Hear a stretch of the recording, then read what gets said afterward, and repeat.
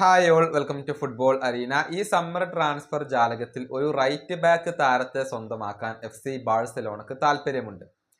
ആ പൊസിഷനിലേക്ക് അവർ പരിഗണിക്കുന്നത് ബ്രസീലിയൻ താരമായ വാൻഡേഴ്സണെയാണ്. അത്തരത്തിലുള്ള റിപ്പോർട്ടുകൾ നേരത്തെ പുറത്തേക്ക് വന്നിരുന്നു. ഇപ്പോഴിതാ താരത്തിന് വേണ്ടിയുള്ള ഓഫർ നൽകാനുള്ള ഒരുക്കത്തിലാണ് ഇപ്പോൾ FC ബാഴ്സലോണയുള്ളത്. പ്രമുഖ മാധ്യമ പ്രവർത്തകനായ റൂഡി ഗലേറ്റിയാണ് ഇക്കാര്യം റിപ്പോർട്ട് ചെയ്തിട്ടുള്ളത്.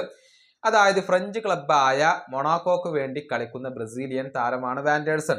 അദ്ദേഹത്തിന് വേണ്ടി 30 മില്യൺ യൂറോയുടെ ഒരു ഓഫർ നൽകാനുള്ള ഒരുക്കത്തിലാണ് ഇപ്പോൾ FC ബാഴ്സലോണ എന്നാണ് ഈ റിപ്പോർട്ടർ ഇപ്പോൾ പറഞ്ഞിട്ടുള്ളത്. വാൻഡേഴ്സണ് വേണ്ടി മൊണാക്കോക്ക് മുന്നിൽ ഇതുവരെ മറ്റു ഓഫറുകൾ ഒന്നും വന്നിട്ടില്ല. താരത്തിന് വേണ്ടി നീക്കം നടത്തുന്ന ആദ്യത്തെ ക്ലബ്ബായി മാറാനുള്ള ഒരുക്കത്തിലാണ് FC ബാഴ്സലോണയുള്ളത്.